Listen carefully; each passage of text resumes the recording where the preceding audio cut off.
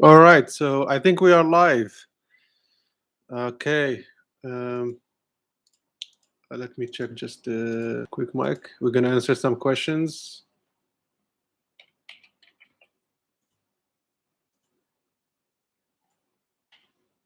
Just want to check.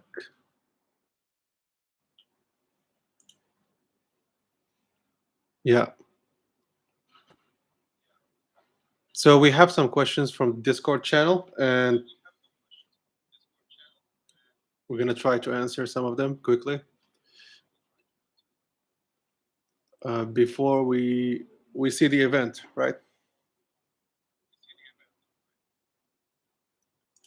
So first question we have from Mark 34 something.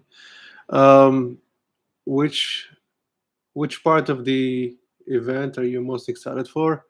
Well, I'm really excited for the MacBook, especially the MacBook Pro 16-inch.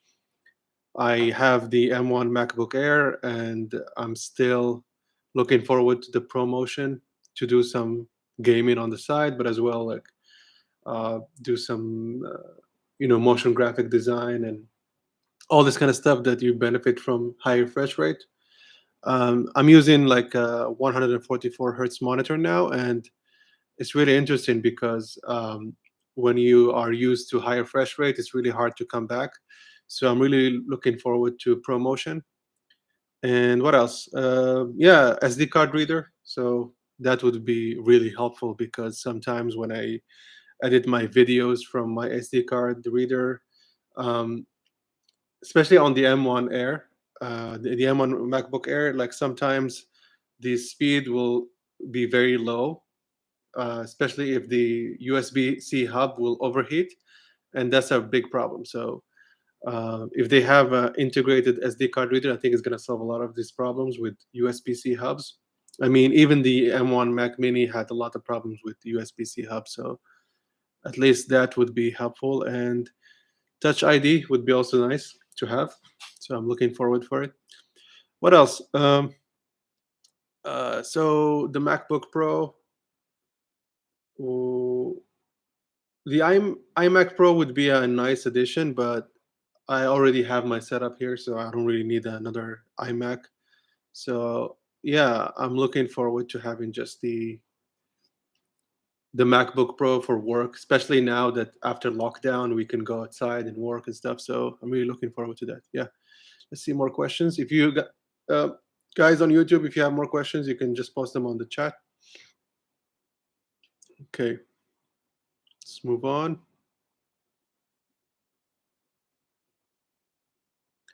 This is question from John Queen. I don't know how to pronounce that, but anyways, so he said after this event, we'll be doing a video. Yeah, of course, I'm gonna be doing a recap video of the event and talking about all the stuff that was announced. And after seeing what Apple will, announce, I'm gonna try to explain some of the things that they usually, go over when they do their events. So I'm gonna try to explain those things. So stay stay tuned for that video. Okay, let's move on. Another question from Abide75 or whatever. Um, will there be any AirPods in this event? Yeah, we heard some rumors about like the AirPod 3, so that could be interesting. Um, it's not going to be like a replacement for the AirPods Pro, but I think it would be a better version of the AirPods 2, maybe cheaper, but without, of course, without changing the tips.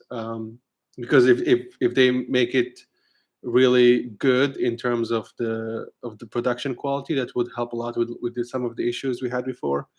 And I don't think it will have noise cancellation because that's the territory of the AirPods Pro.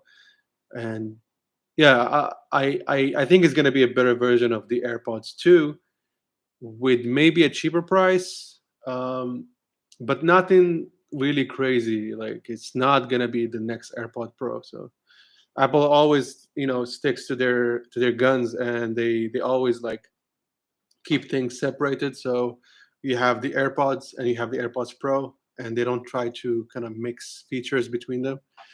So yeah, what else? So we only have like 45 minutes to the event, so let's get going. Let me check. Okay, some questions just went away. This one said, "What do you think about promotion? Will it have any special features with the mini display?" I don't really understand the question, but I think you're asking about the mini display technology and the promotion. Are they going to feature something similar to? Are you talking about LTPO? So the same one that we saw with the iPhone, which is basically variable refresh rate. Yeah, the rumors said that there will be some kind of like, variable refresh rate. So if you guys don't know what it means, it just basically whenever the display or the content on the display is not requiring like it doesn't require high refresh rate, then this display will go into like a lower refresh rate mode, and this will save battery life. With the iPhone, for example, if you're scrolling throughout the UI, the higher refresh rates, which is like 120 hertz, will be kicked in. But then when you're watching a movie, it's like 24 FPS, so you don't need 120, right? So then the display will lower its refresh rate to match the content, and it's based on Samsung technology called LTPO. I forgot what it stands for, but basically low something. You can Google it here. LTPO stands for what? Just to explain. Okay. So LTPO, low temperature polycrystalline oxide. Good luck remembering that. So yeah, it just means that the variable refresh rate will be adapted to different content, and that will give you more battery life. We saw that with the iPhone 13 Pro Max, and it also provides like a efficient experience, right? You don't want to waste the refresh rate if you're not using it. So that's that's the answer for your question, but I'm not sure exactly what you meant. Let's see more questions here. I have one more from the Discord chat. Okay, are we looking at any? What about the camera? Okay, are we looking at any camera improvements? Yeah, we basically have rumors about 1080p webcams in the MacBook now. So Face ID, I don't really think that Apple will do it. So the Face ID with the notch. So if you guys don't know, there's some recent rumors about the notch on the MacBook, and I think if Apple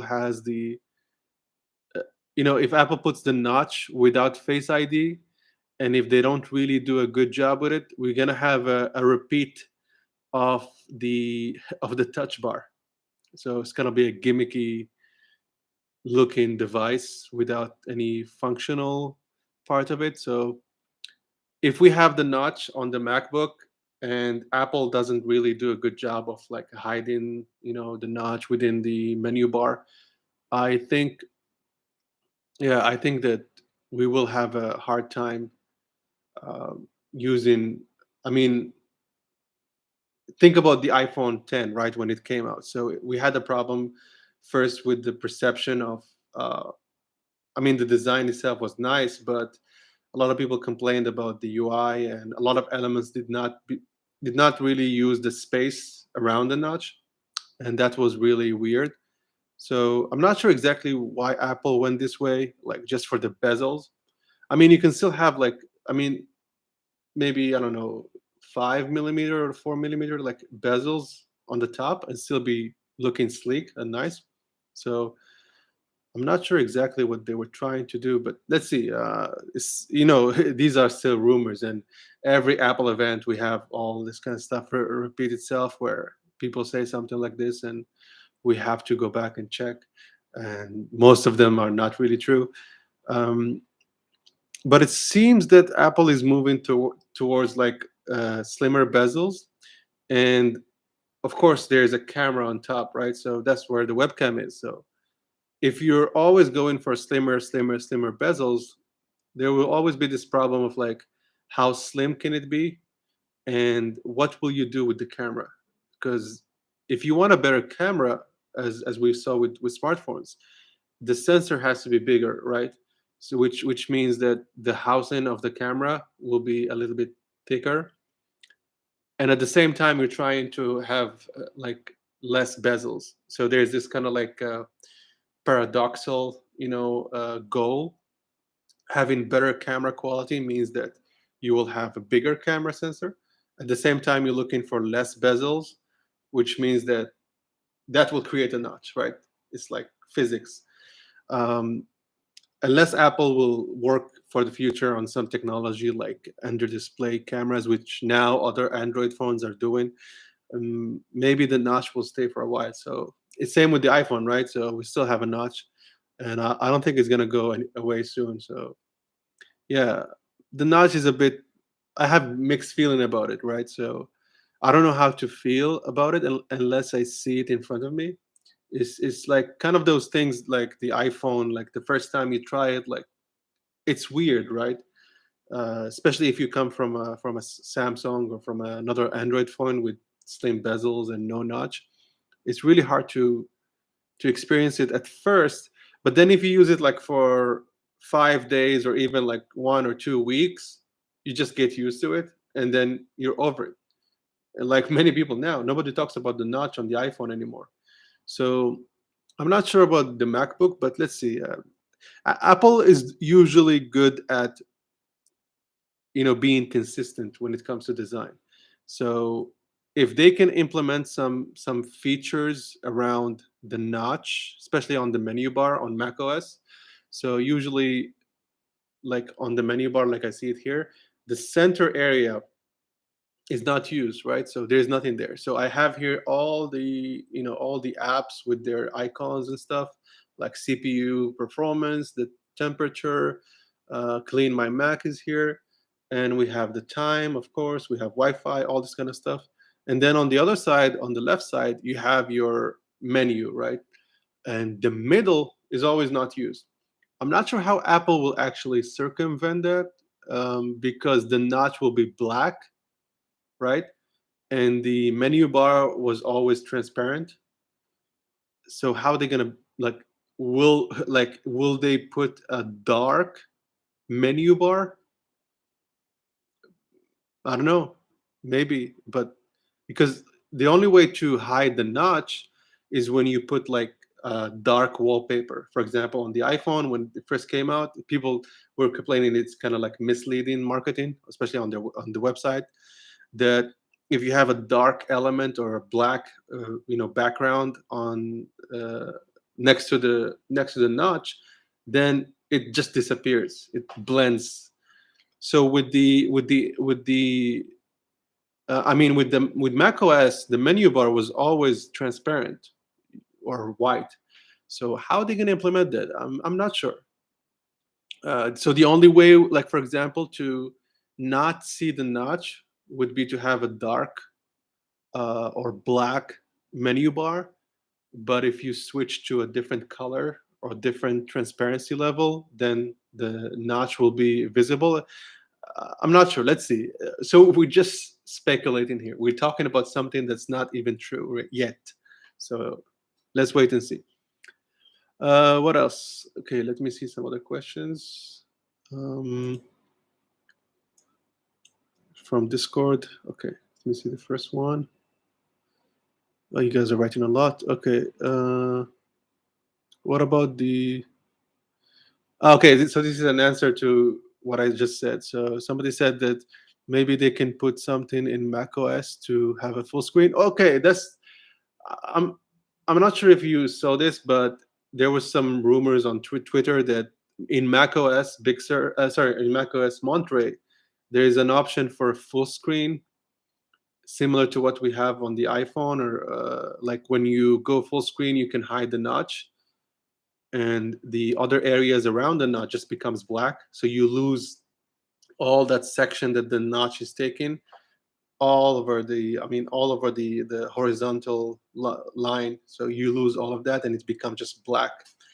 And with their mini display technology, if it comes to the MacBook, it could be interesting to see how dark, how real black would that be. And I'm not sure, with OLED you can get away with that. So if you have an OLED display, the blacks are just dead pixels.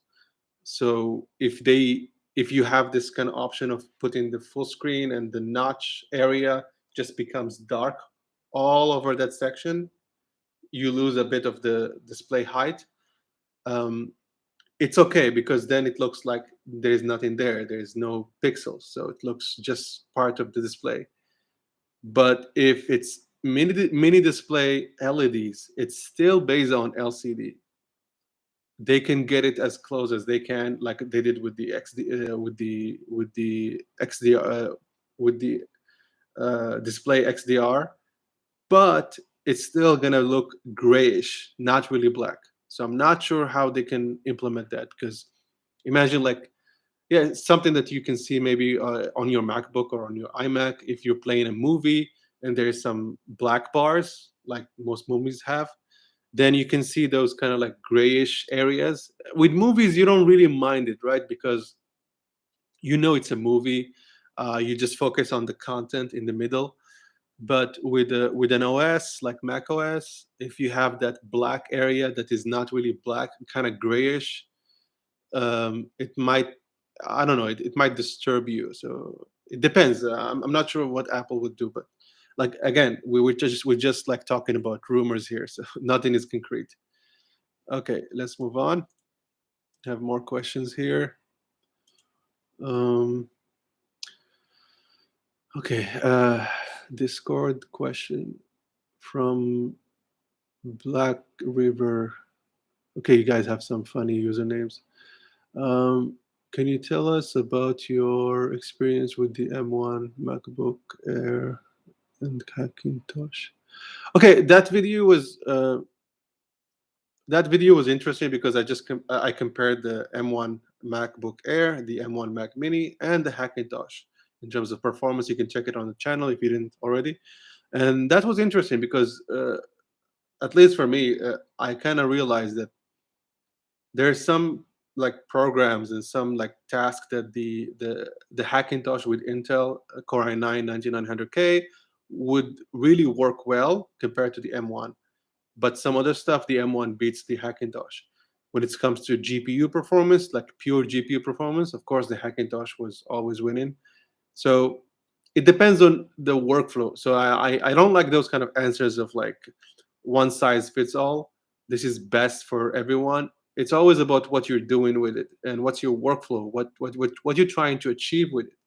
And if you focus on those tasks that you mostly do, then the choice for what device would work best for you becomes very easy, right? Um, so with the M1, it was mostly about CPU performance, and of course, for video editing, audio stuff. Audio was a bit tricky with Logic Pro because in my test, the Hackintosh was way better just because of the RAM. So like my Hackintosh was able to do more than 128 tracks, but with the M1 Mac Mini and the M1 MacBook Air. So one comes with 16 gigabyte RAM and the other is 8 gigabyte. They both struggled with so many tracks. So I think it was like 60 tracks, like half of what the Hackintosh could do. And yeah, so some of those things it's a bit tricky because it depends on the application itself, and it also depends on how optimized they are. So a lot of apps, they are not really optimized for Apple Silicon yet. They are on the way. Some of them are kind of like a miss or hit. They're not well optimized, and some of them are like you can see the performance is like almost double what you get on Intel or even with Rosetta 2. So yeah, just to answer your question, we don't want to dive too much into M1 because the M1X is coming now. Um, it depends on what you're doing. So if your question is which one is better for me. My recommendation, my recommendation is always wait and see, right? Like if you need something now, just go and get it. But i- if you want to buy a MacBook today, it's not a good time, right? The Apple event is going to be like here, like I don't know how many, like half an hour. Okay, so in half an hour we're going to have the event, and then you see what they're going to announce, and then there's shipment, then there is the arrival of the products, then other stuff starts to go down in price. So it's funny that like I had the same thing last time with M1, with the announcement of the M1. Like my friend texted me like I think 2 days, yeah, like 2 or 3 days before the event, and he said, "Hey, this is the MacBook Pro that I want to take with Intel CPU. Which GPU is best for me?" He was choosing between the 5500 M or the 5600M. And I was like, wait a second. Do you know that there is an Apple event 3 days from now? They're going to announce the Apple Silicon and all this? And he said, no, I have no idea, because he was busy doing his work. He's not like a geek or something. He just needs a new MacBook for his, design and, filmmaking work. And I told him, hey, just wait for the event, see what they're going to announce. If you like it, you can just order whatever they announce, and if you want to go to buy the Intel stuff, is gonna have a lower price. He was about to buy that day, like 3 days before. He was gonna buy it. He already sent me the link on the shop, and he said like, okay, I'm going today to buy it. Is this good for me, or this one is good for me? I was like, hey, wait, and he waited, and he ended up getting the MacBook Air. I mean, the MacBook Pro M1. So yeah, just when it comes to those kind of things, I don't want to talk too much about it. Just wait and see. It's always it's always better to wait for technology, for the next generation of technology to come, and get either the last one with a cheaper price, or get the new one with better performance. However, if you need something now, then you need it now. There is no argument there. So yeah, let's move on. Other questions? Is there any talk about the AirPods Pro? No, I just talk about that. The AirPods Pro are not. I mean, they're not in the rumors, so I don't think it's gonna happen. So basically, AirPods 3. That's what we know from the rumors. Okay, and let's see one more question. I want to see something from Twitter. Okay, 1 second.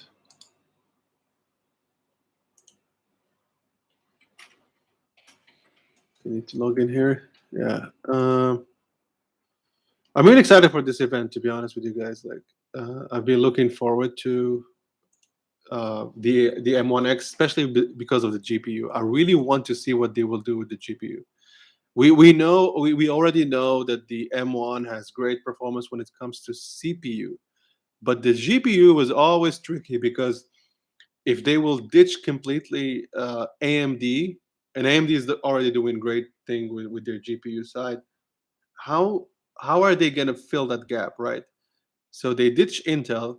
They did a great job with the CPU side, and the GPU side was always confusing for me, especially for the bigger devices like the Mac Pro, or even the iMac Pro if we have that. So that's why I'm really excited for this one, because I just want to see what they're going to do with the GPU. But my understanding is that Apple will just like double down on video performance, like video editing performance, decoding, encoding, ProRes RAW. We already saw that with the iPhone, the A15 on the iPhone 13 Pro and Pro Max, that they want to double down on this kind of like uh, efficient encoding on the silicon itself. So I think that's something that's gonna come to the MacBook. So we're gonna have like a basically a afterburner card within the silicon. That's my understanding. And if Apple does this, I think it will be like the MacBook Pro M1X or M2 will be like the benchmark for video editors. And if you want to do any kind of creative work, especially video editing, motion graphics, I think the M1X MacBook Pro will be the leader. So people say, hey, you want to do video editing?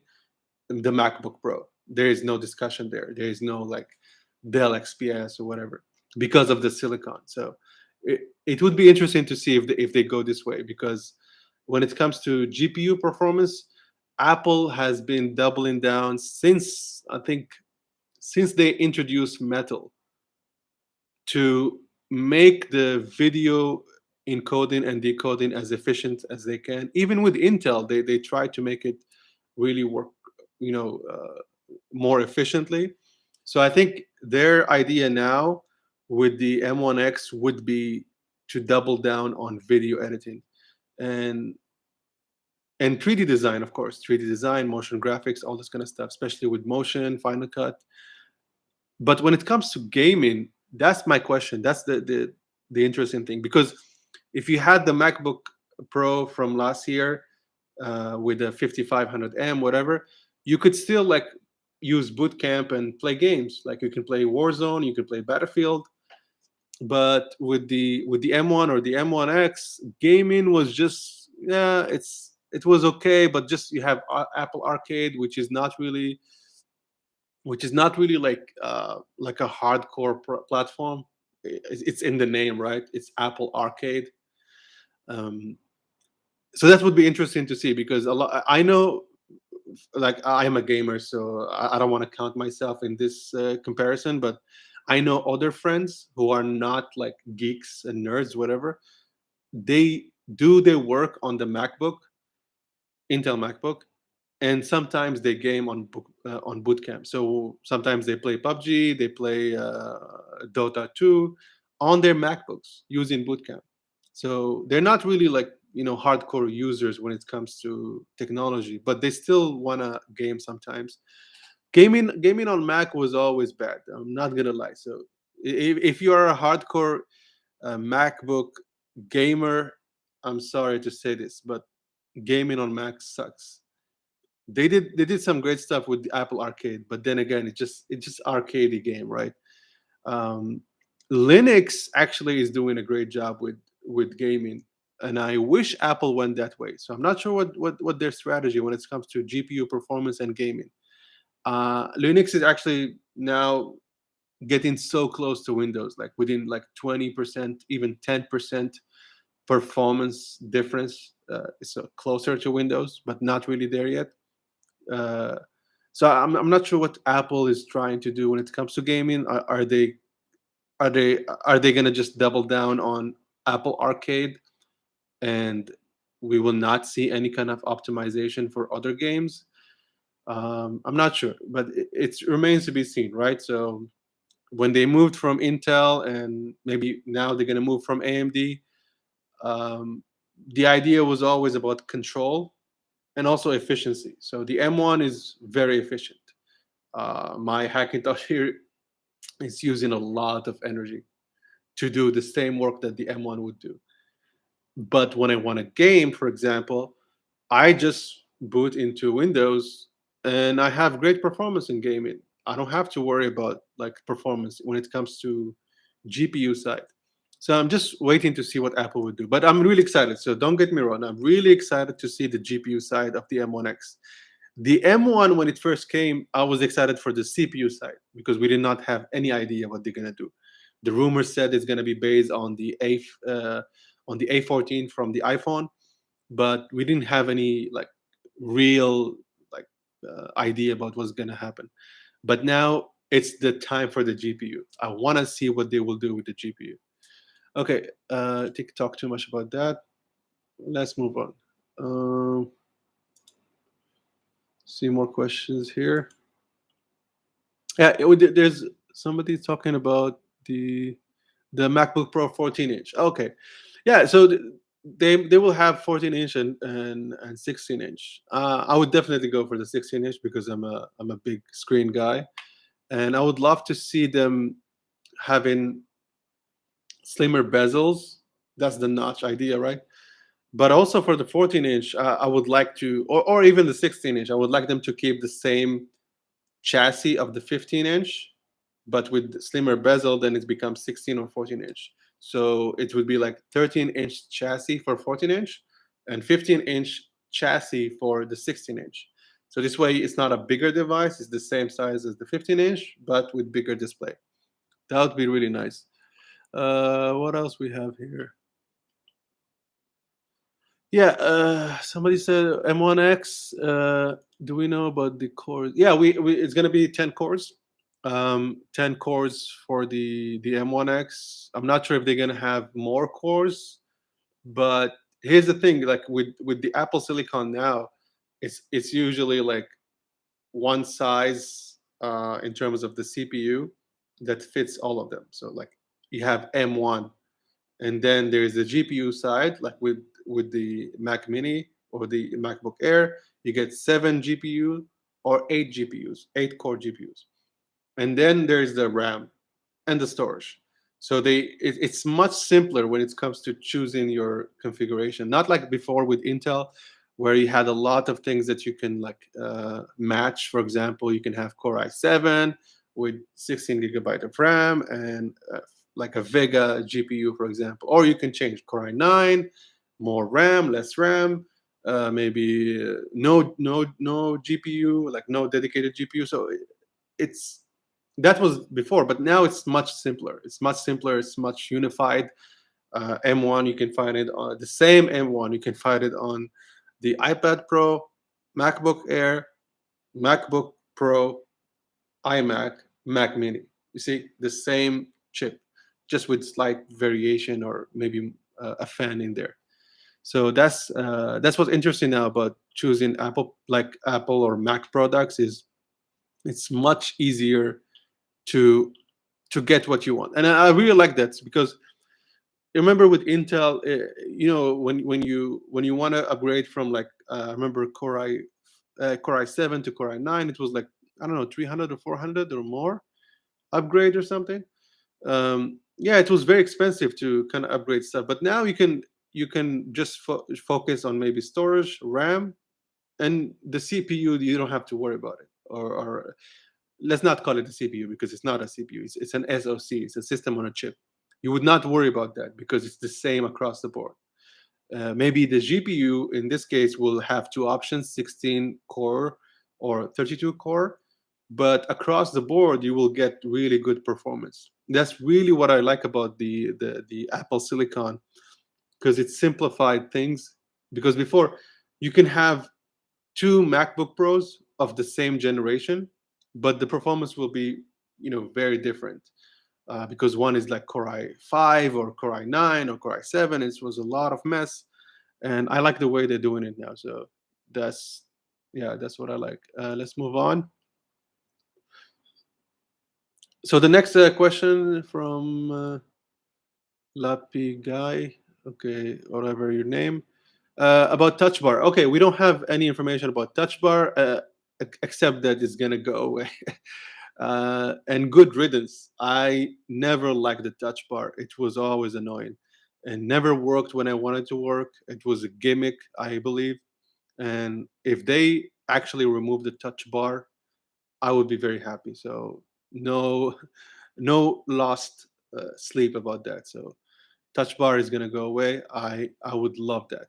And then we have a question about ports. Yeah. So like I said, SD card reader, HDMI, and USB-C. That's basically what we know so far about the rumors. It's still a rumor, of course, but the big one for me is definitely SD card reader.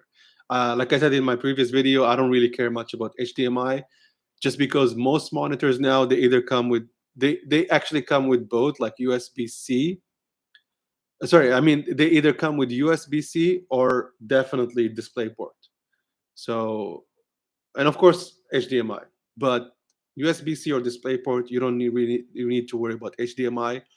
And yeah, not many people are connecting their MacBooks with HDMI, as far as I know, because most people who buy like monitors for MacBooks, they look for USB-C monitors because they want to control everything from the Mac.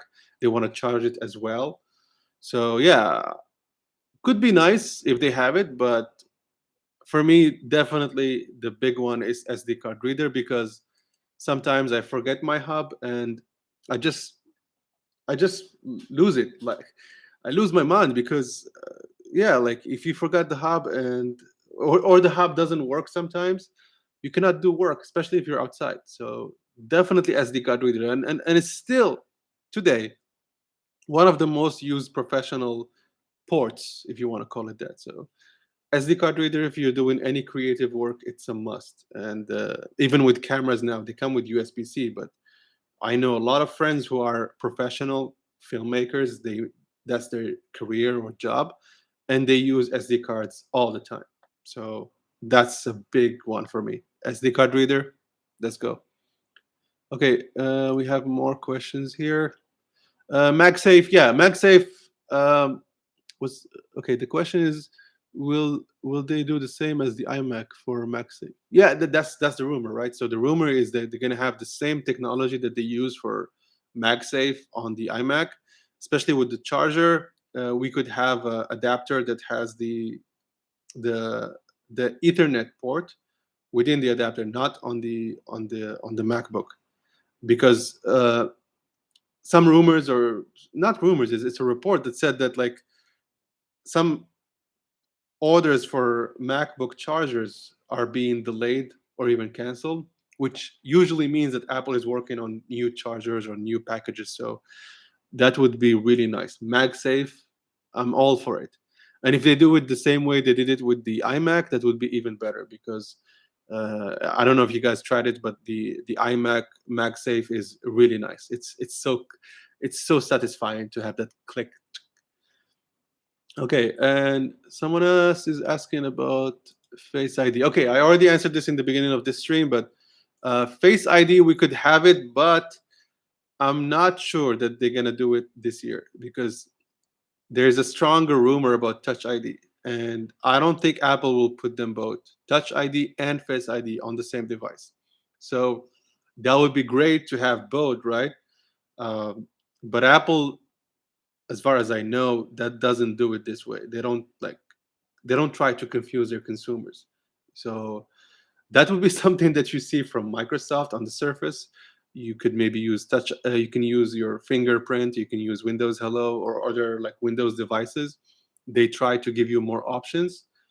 That sometimes is nice, but Apple doesn't do it that way. Apple is very consistent with the way they approach their product, and they don't want to confuse their consumers.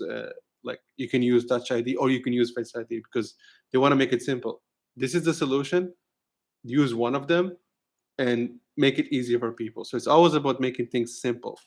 So I don't think Touch ID will be. Sorry, I don't think Face ID will be there if Touch ID is there. So let's see. Like always with these kind of rumors, you have to be extra careful, because